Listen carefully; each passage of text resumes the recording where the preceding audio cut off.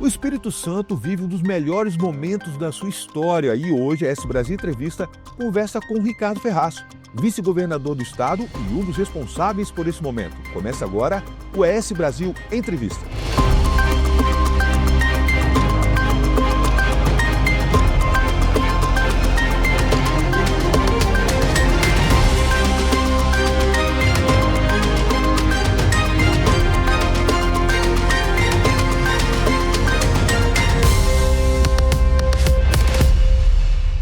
Espírito Santo, sem dúvidas, vive um momento de ouro na sua história. Para falar um pouquinho sobre esse momento e, claro, um pouquinho sobre a sua vida política e profissional, o S Brasil conversa hoje com o vice-governador do estado, Ricardo Ferraz. Ricardo, seja bem-vindo ao S Brasil Entrevista. Muito obrigado, um prazer. Vice-governador, o seu nome, das últimas pesquisas que nós temos acompanhado, ele aparece como um dos fortes nomes para 2026.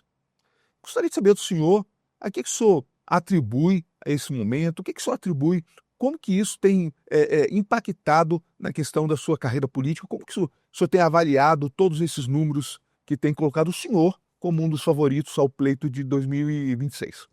Olha, isso por certo é fruto de uma trajetória política construída e edificada com muito trabalho, com o foco naquilo que há de mais relevante, de mais importante para o estado do Espírito Santo, e, sobretudo, nessa quadra em que eu tenho a satisfação de ser vice-governador do governador Casagrande, que lidera o projeto mais exitoso aqui no nosso estado.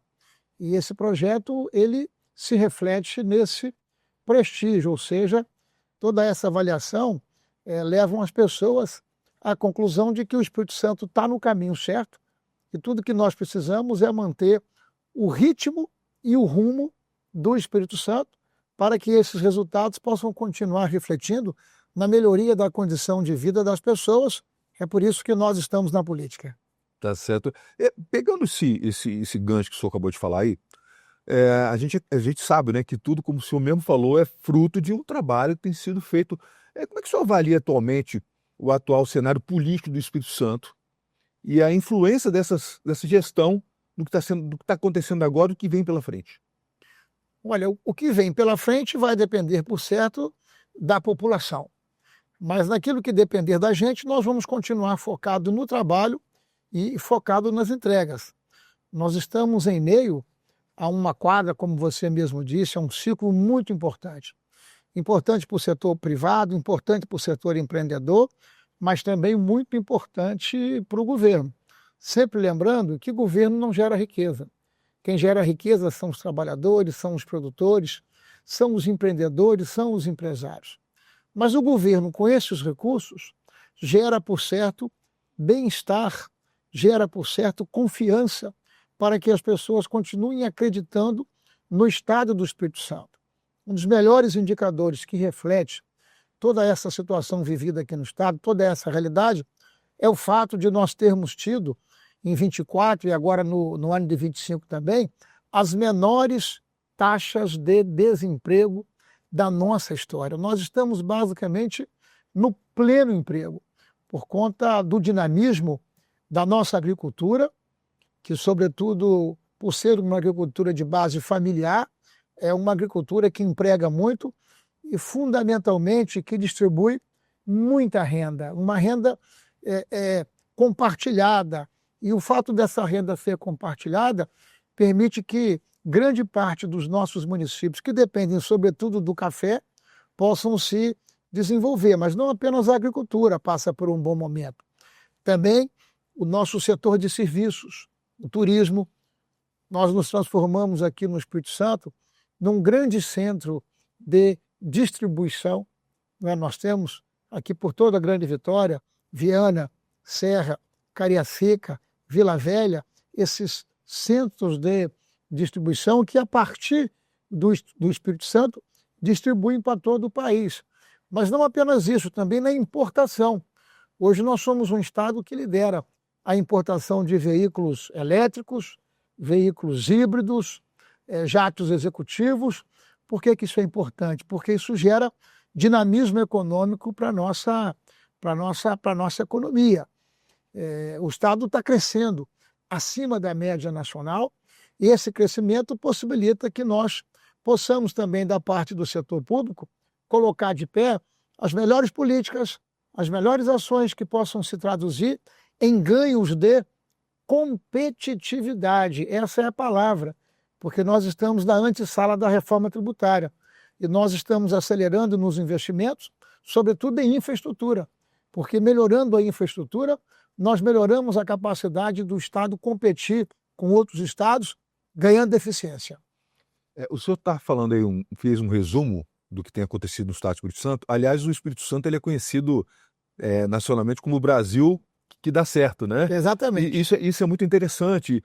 E quando você conversa com outras pessoas de outros estados, o Espírito Santo se tornou uma referência de coisas de desenvolvimento, de tudo isso que tem acontecido. E aí fica a pergunta, né? Estamos chegando aí na final da gestão. Para o ano que vem, para os próximos anos, o que o senhor pretende, como o senhor pretende trabalhar para que esses projetos deem continuidade, principalmente pelo tempo que o senhor passou com Casa Grande, né? Olha, são duas coisas. Da parte do setor público, manter o Estado organizado, estruturado, com um bom planejamento e com enorme capacidade de investimento. Pelo 14º ano consecutivo, o nosso Estado é nota A na Secretaria do Tesouro Nacional. O que significa ser nota A?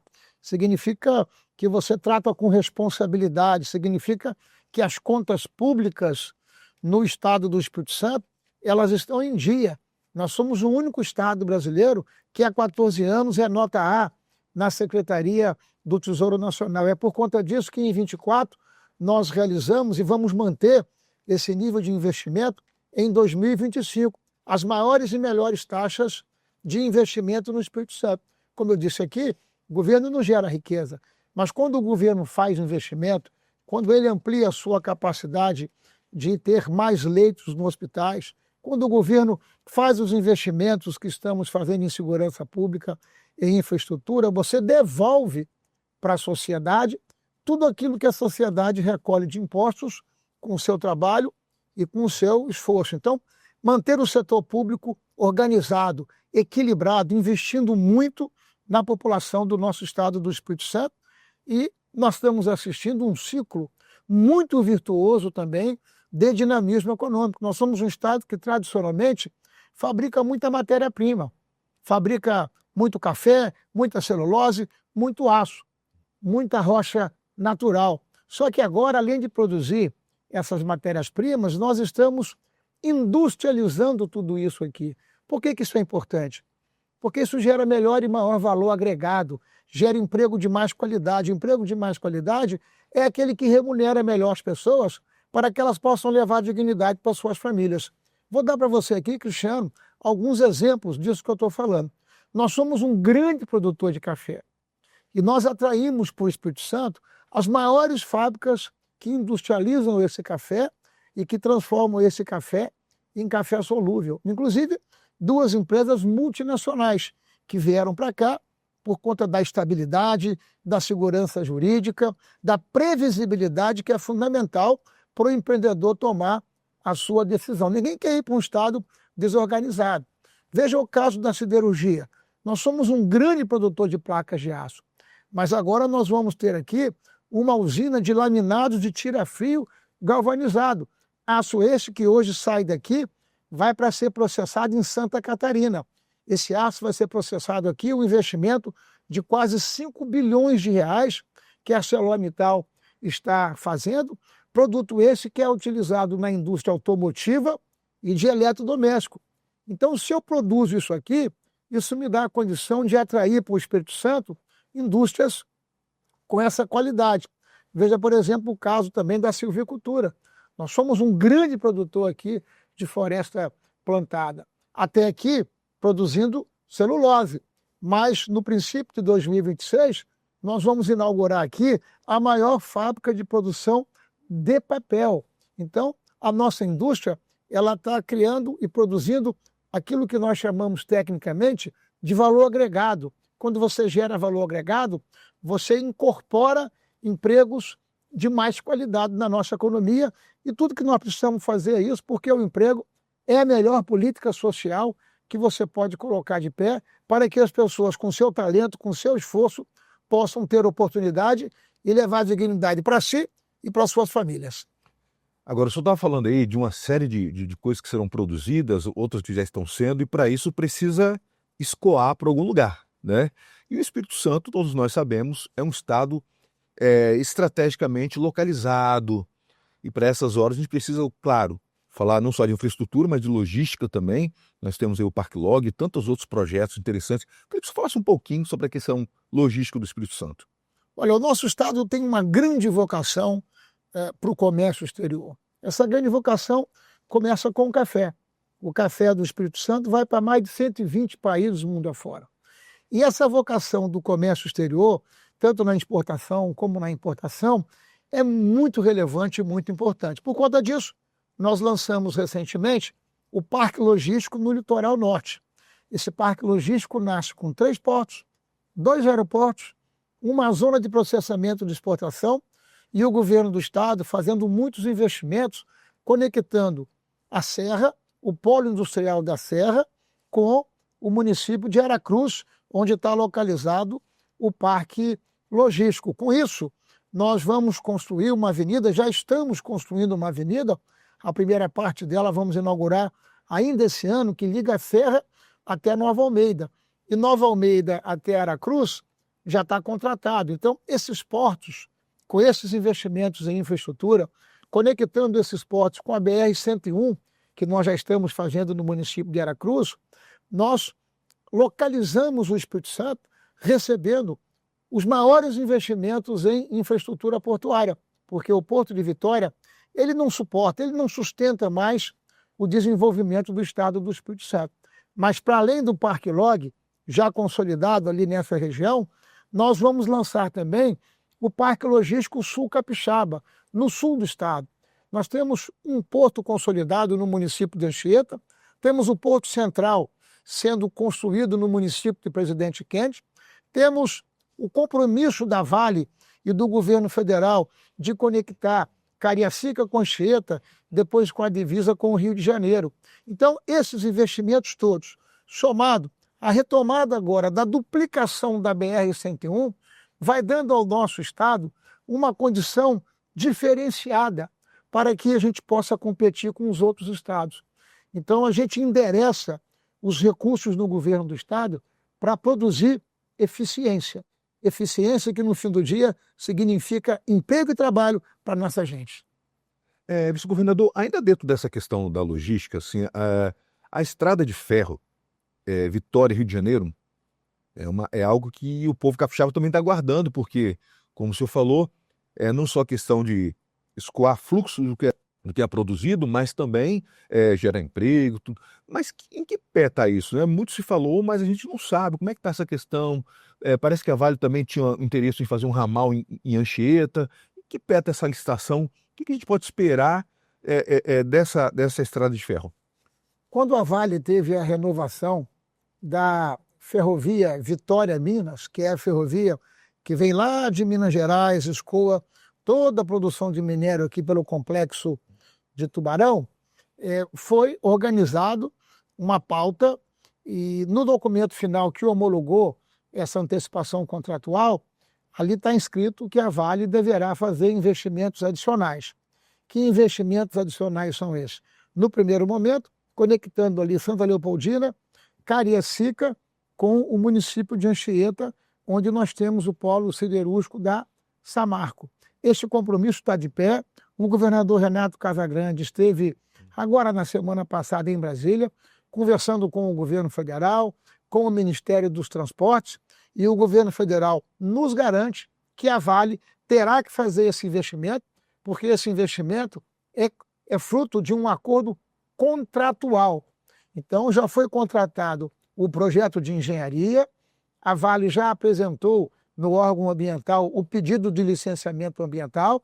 Então, nós estamos com muita expectativa e confiança que isso possa acontecer, porque, de fato, essa ferrovia, tanto com o Porto de Anchieta quanto com o Porto de Presidente Kennedy, vai representar seguramente uma nova fronteira para o desenvolvimento do sul do estado, porque nós trabalhamos para gerar oportunidade em todo o Espírito Santo. Nós queremos que todos os nossos municípios e regiões tenham oportunidades para crescer, se desenvolver, prosperar e gerar bem-estar comum para as pessoas. E o aeroporto da Montanha?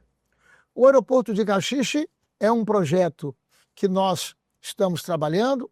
O governo do estado já contratou o projeto. Esse projeto já foi homologado pelo Ministério da Aeronáutica.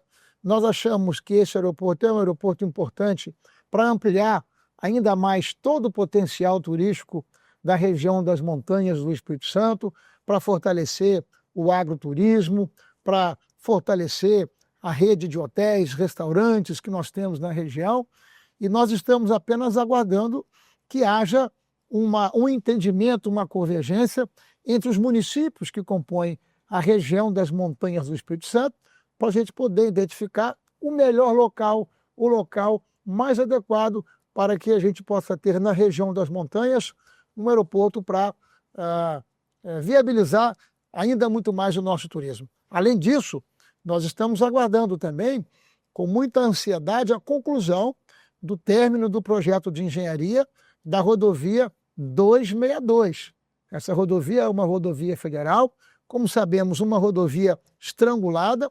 O governador Casagrande endereçou 2 bilhões e 600 milhões do acordo que fizemos com Mariana, quando houve aquele acidente terrível lá em Minas Gerais, né, que trouxe muito prejuízo aqui para o nosso Vale do Rio Doce, para a Regência, Linhares e assim por diante. Então, esses recursos estão direcionados para a primeira etapa, que liga Viana até Conceição do Castelo. Em muitos trechos nós teremos duplicação e outros trechos nós teremos binário. Então, a duplicação da rodovia 262 é algo fundamental para o desenvolvimento do turismo das montanhas do Espírito Santo, mas não apenas, para dar segurança aos trabalhadores, aos caminhoneiros e às famílias que utilizam a 262 nesses municípios que vão ali de Viana, Domingos Martins, Marechal, Venda Nova, Afonso Cláudio, Conceição do Castelo, Prejetuba e assim por diante.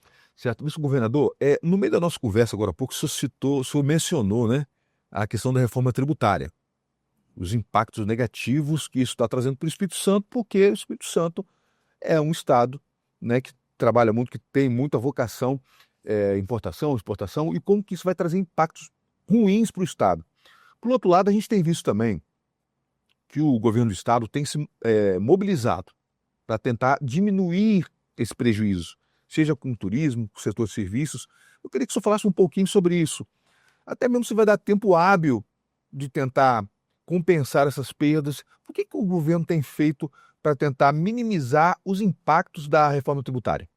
Qual é a questão central na reforma tributária que nos traz preocupação?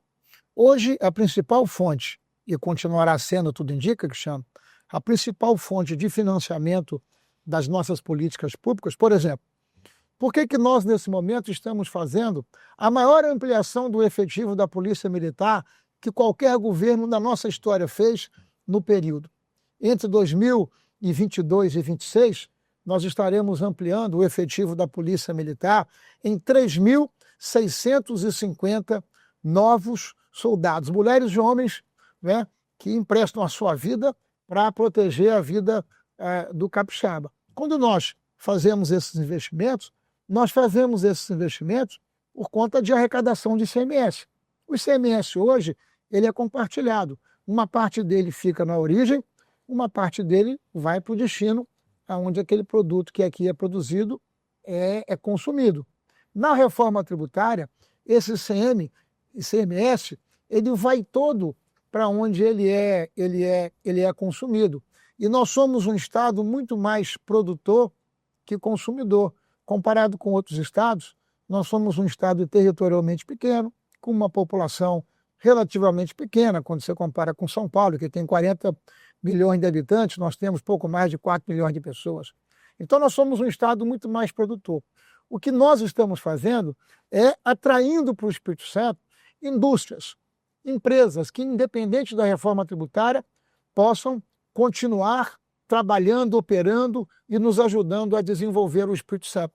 Eu dei aqui para você alguns exemplos de empresas que nós estamos conseguindo atrair ou de investimentos que estamos fazendo na infraestrutura. Mas poderia citar também uma outra coisa muito importante para o desenvolvimento, que é a qualificação profissional das pessoas. Dar oportunidade para que as pessoas possam se qualificar. Então, nós temos muitos programas de qualificação profissional no governo do Estado.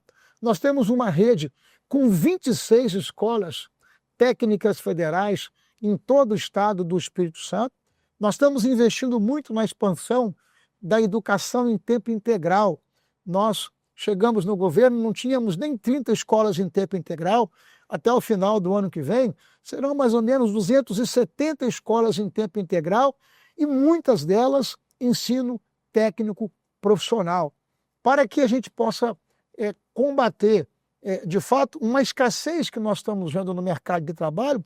Nós estamos ampliando muito a qualificação profissional, valorizando a capacidade empreendedora, criativa do capital humano, que são os capixabas. Então, nós estamos seguros de que se tem um Estado preparado para fazer o enfrentamento às questões da reforma tributária, esse Estado chama-se Espírito Santo.